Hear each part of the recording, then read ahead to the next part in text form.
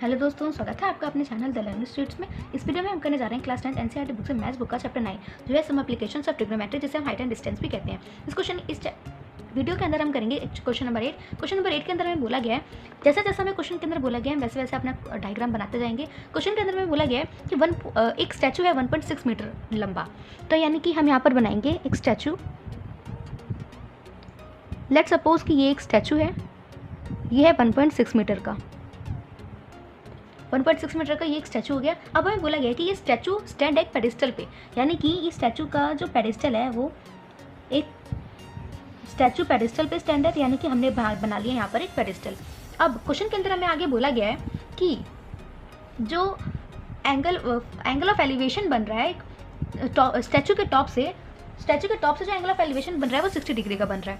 तो हम यहाँ पर करेंगे एंगल ऑफ एलिवेशन बनाएंगे 60 डिग्री का। ये है स्टैचू का टॉप, स्टैचू के टॉप से एंगल ऑफ एलिवेशन बन रहा है 60 डिग्री का।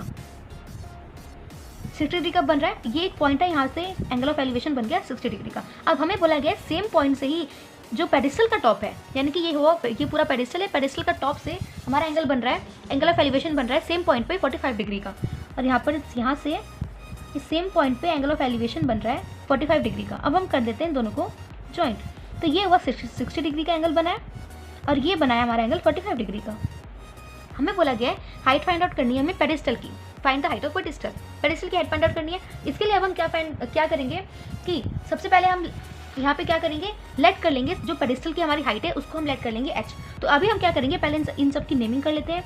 ये हो जाएगा a, ये वाला पॉइंट b, ये पॉइंट c और ये वाला पॉइंट हो जाएगा d। इस तरीके से हमने अपनी नेमिंग कर ली है। अब हम करते हैं इसके अंदर लेट करेंगे, जो भी लेट करना है उसको हम लेट कर लेंगे। यहाँ पर लिखते हैं लेट, हम यहाँ पर लिखेंगे let the height of pedestal. Pedestal की जो हाइट है वो हमने लेट कर ली है h मीटर। h मीटर हमारी हाइट हो गई पेडिस्टल की। अब यानी कि जो BC है, BC इज इक्वल्स टू कितना हो गया, h हो गया। तो हम यहाँ पर लिखते हैं BC is equals to h। अब हम क्या करेंगे, हम यहाँ पर अब देखते हैं, हम ये निकालेंगे अपना बेस निकालेंगे, तो हमें हमारा जो परपेंडिकुलर है वो भी मिल जाएगा। इसलिए हम क्या करेंगे, बेस निकालेंगे। तो हम पहले देखेंगे इन ट्रायंगल BCD, यानी कि जो BCD है एंगल 45 डिग्री का, उसे हम देखेंगे। तो हम यहाँ पर लिखेंगे इन ट्रायंगल BCD। तो यहाँ पे 1045 लगेगा क्योंकि परपेंडिकुलर अपन बेस कर रहे हैं, तो यहाँ पे 1045 degree is equals to perpendicular क्या है BC है, तो हमने यहाँ पर लिख लिया BC डिवाइड बाय बेस क्या है CD, तो हमने यहाँ पर लिख लिया CD। अब 1045 की वैल्यू होती है हमारे पास 1, तो हम यहाँ पर लिख लिया 1। BC की वैल्यू हमने यहाँ पर निकाल ली है h, तो हम यहाँ पर पुट कर देंगे h divide by CD। CD की वैल्यू हमें नहीं पता है, तो हम CD को एज इट इज़ लिख लेते हैं। अब हम कर लेंगे इसके यहाँ पे क्रॉस मल्टीप्लाई। जब हम इसको क्रॉस मल्टीप्लाई करेंगे तो यहाँ पे 1 है, नीचे कुछ नहीं है, तो हम यहाँ पर लगा लेते हैं, नीचे डिनोमिनेटर में 1 लगा लेते हैं। अब जब हम यहाँ पे क्रॉस मल्टीप्लाई करेंगे तो इस 1 को जब हम h से मल्टीप्लाई करेंगे तो h आ जाएगा, और CD को जब हम 1 से मल्टीप्लाई करेंगे तो CD रहेगा, यानी कि CD इज इक्वल्स टू क्या आ गया, h आ गया। यानी कि BC जो है हमारे पास वो h मीटर हमने लेट किया था, और जो BC है वो भी हमारा कितना आ गया, h मीटर आ गया। तो इसको हम अभी इस तरीके से रहने देते हैं। अब हम देखेंगे अपने ट्रायंगल ABD में। तो हम यहाँ पर लिखेंगे इन ट्रायंगल ABD। अब ABD ट्रायंगल के अंदर अगर हम देखें तो हम क्या करेंगे, यहाँ पर हम लेंगे 60 डिग्री का एंगल है, तो हम यहाँ पर लेंगे 1060। तो ये हो जाएगा 1060 degree is equals to perpendicular क्या है, AB है, हमने यहाँ पर ले लिया AB डिवाइड बाय बेस ये क्या हो जाएगा, BD हो जाएगा, तो हमने यहाँ पर ले लिया, है ना। तो ये हो जाएगा ACD है, यहाँ पे B नहीं आएगा, यहाँ पे C आएगा, इट्स ACD। तो ACD हो गया, तो डिवाइड में क्या आ जाएगा CD। बेस क्या है हमारे पास, CD है, तो दोनों में बेस सेम ही है, तो यहाँ पे अभी आ जाएगा CD।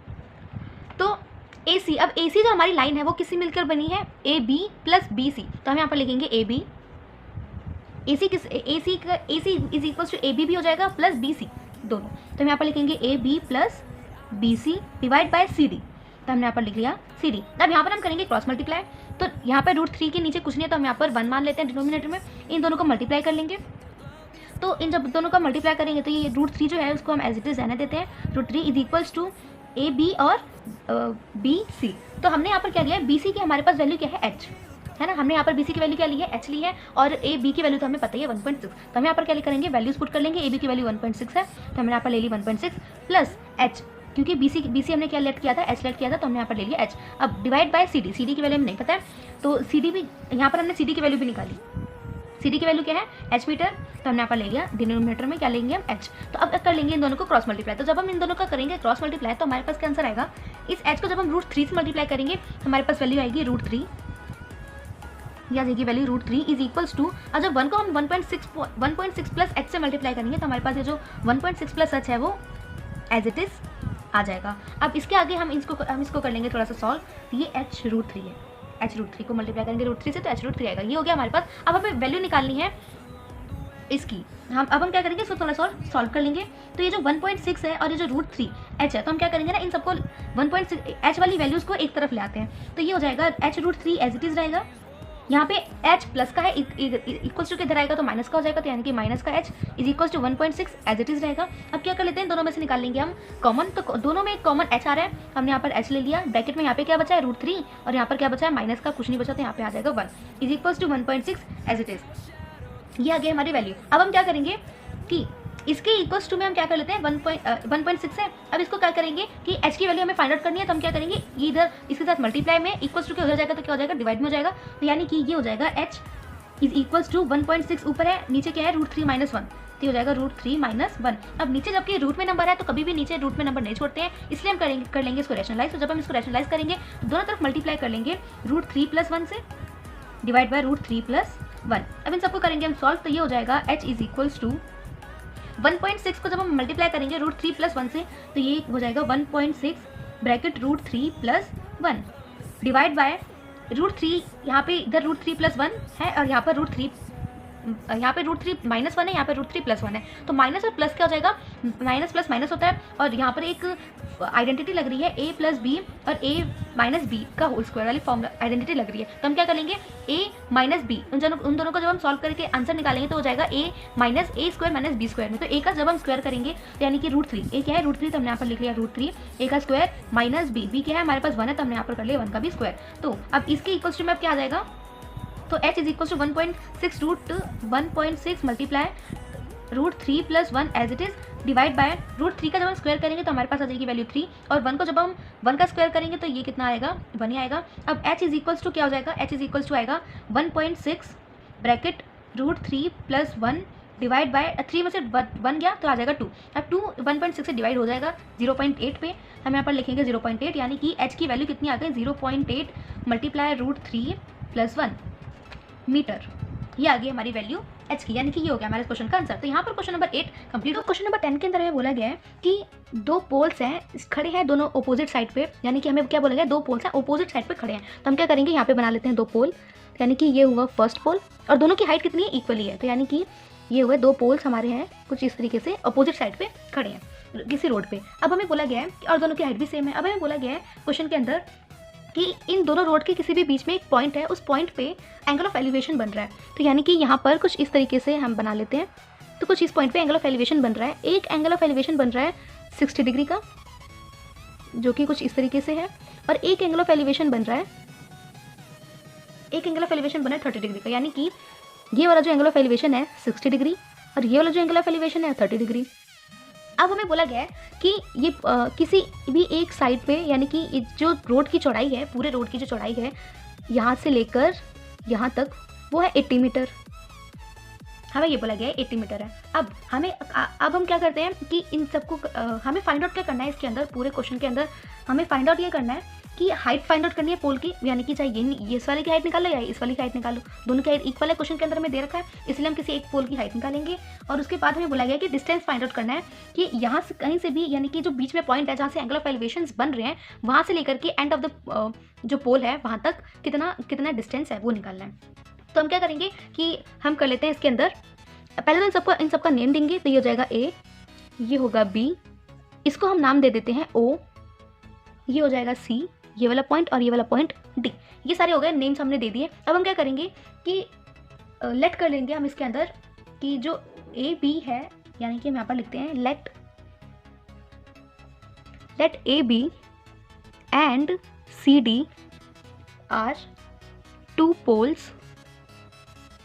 A B and C D are 2 poles, और उसके बाद जो ए बी है वो इक्वल्स टू होगा सी डी के, हमें क्वेश्चन के अंदर बोला ही गया है, तो ये हो जाएगा A B is equals to C D. उसके बाद आगे हमें बोला गया है कि जो बी डी है, यानी कि यहाँ से लेकर यहाँ तक की पूरी हाइट कितनी है, B D is equals to 80 metre है। अब जब बी यहाँ से लेकर यहाँ तक की पूरी हाइट कितनी है, 80 मीटर है, तो यानी कि जब हमें ये फाइंड आउट करना है बी ओ, तो बी ओ को हम लेट कर लेते हैं एक्स, तो ये हो जाएगा B O is equals to X metre. हमने लेट कर लिया इसको बी ओ को एक्स। अब जब हमने बी ओ को एक्स लेट कर लिया है, तो इस पूरे की हाइट में से जब हम इस एक्स को माइनस कर देंगे तो हमारी ओ डी हाइट निकल जाएगी, लेंथ निकल जाएगी। कितनी लेंथ है इसकी, तो यानी कि ये हो जाएगा 80 माइनस एक्स। तो ये जो ओ डी है D O is equals to, इसकी लेंथ कितनी हो गई, 80 माइनस एक्स मीटर। तो ये भी हमारा निकल गया कुछ इस तरीके से। अब हम क्या करेंगे कि क्वेश्चन के अंदर हमें फाइंड आउट क्या करना था और जो जो दिया गया था हमने सब लिख लिया है। अब हम कर लेंगे इसको, क्वेश्चन को हम करेंगे सॉल्व। तो हम देखेंगे in triangle A B O के अंदर हम देखेंगे पहले तो in triangle A B O के अंदर क्या लगेगा, हमें ये निकालना है और ये निकालना है। तो हम क्या करेंगे कि ए बी अपॉन यानी परपेंडिकुलर अपॉन बेस 10 में होता है, तो यहाँ पर लगेगा 1060, तो हम यहाँ पर लगाएंगे 1060 इज इक्वल्स टू, परपेंडिकुलर है ए बी तो हमने यहाँ पर लिख लिया ए बी, बेस है बी ओ तो हमने यहाँ पर लिख लिया बी ओ। 1060 की वैल्यू होती है √3, तो हमने यहाँ पर लिख लिया √3। ए बी की वैल्यू हमें नहीं पता है तो हम ए बी को एज इट इज रहने देते हैं, डिवाइड बाय बी ओ की वैल्यू है एक्स, तो हमने यहाँ पर लिख लिया एक्स। अब जब हम इसको करेंगे क्रॉस मल्टीप्लाई, तो ए बी की वैल्यू कितनी आ जाएगी, A B is equals to √3x आ गई। इसको अब ए बी की वैल्यू आ गई √3x, इसको हम मान लेते हैं हमारी इक्वेशन नंबर फर्स्ट। ये हो गया। आप देखेंगे हमें इन ट्रायंगल सी डी ओ, तो हम यहाँ पर लिखेंगे in triangle C D O. Triangle C D O के अंदर हमें क्या यहाँ पे भी लगेगा 10-30 डिग्री, तो परपेंडिकुलर क्या है सी डी है, यहाँ पर लगेगा 10-30 degree is equal to, perpendicular है सी डी अपॉन बेस है डी ओ, बेस है डी ओ हो गया। अब 10-30 की वैल्यू होती है 1/√3, तो हमने यहाँ पर लिख लिया 1/√3 is equals to C D की वैल्यू हमें नहीं पता है, तो हम इसको एज सी डी। अब देखिए यहाँ पर हमने क्वेश्चन के अंदर ऊपर क्या लिखा था, A B is equals to C D, यानी कि सी डी की जगह अगर हम ए बी भी लिखेंगे तो भी वो सेम ही है, दोनों में कोई डिफरेंस नहीं है। तो यानी कि अब यहाँ पर सी डी की जगह हम ए बी लिख लेते हैं, तो यहाँ पर हो जाएगा, लिख लेते हैं हम ए बी। उसके बाद डिवाइड में डी ओ की वैल्यू क्या है 80 माइनस एक्स, तो हमने यहाँ पर लिख लिया 80 माइनस एक्स। अब हम क्या करेंगे, इसको कर लेंगे क्रॉस मल्टीप्लाई, तो जब हम 1 में 80 माइनस एक्स को मल्टीप्लाई करेंगे तो ये 80 minus x as it is equals to, अब ए बी के अंदर √3 को मल्टीप्लाई करेंगे तो हमारे पास वैल्यू आ जाएगी ए बी √3। अब निकालनी है वैल्यू ए बी की, तो हम क्या करेंगे, इस √3 यहाँ पर मल्टीप्लाई में इधर आके एक जगह डिवाइड में हो जाएगा, तो यानी कि ये 80 minus x divide by √3 is equals to A B. तो ये कुछ इस तरीके से हमारी वैल्यू आ रही है। अब हम क्या करेंगे कि जो हमारी इक्वेशन, अब यहाँ पर हम इस वाले को मान लेते हैं इक्वेशन नंबर हमारी, ये ए बी की वैल्यू इक्वेशन नंबर क्या हो गई, इसको मान लेते हैं सेकंड। अब ये इक्वेशन फर्स्ट है और ये इक्वेशन सेकंड है, इन दोनों को हम क्या कर लेते हैं, अब देखो ए बी यहाँ पे भी है और ए बी यहाँ पर भी है, दोनों इक्वली हैं, तो हम क्या कर लेंगे, इन दोनों को इक्वल लेट कर लेते हैं। तो यानी कि इस वाले को भी इक्वल लेट करेंगे फ्रॉम इक्वेशन, हम यहाँ पर लिखेंगे from equation first and second, from equation first and second, इन दोनों को हम इक्वल लेट कर लेते हैं। तो ये हो जाएगा 80, तो ये क्या हो जाएगा 80 minus x divide by √3 is equals to, यहाँ पे क्या वैल्यू है √3x, तो हमने यहाँ पर लिख लिया √3x।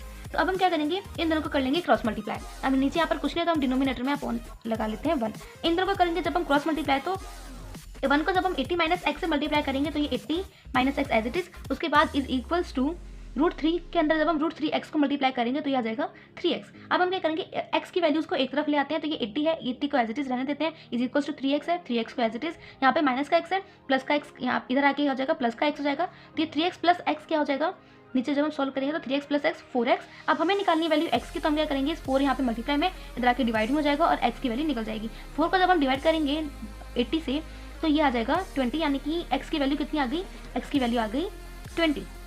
तो ये तो आ गई हमारी x की वैल्यू। अब हम क्या करेंगे कि हमें डिस्टेंस फाइंड आउट करना है, हमें यानी कि यहाँ से लेके यहाँ तक का डिस्टेंस पता चल गया, ये है x की वैल्यू। अब हमें हाइट ऑफ पोल की हाइट भी निकालनी है।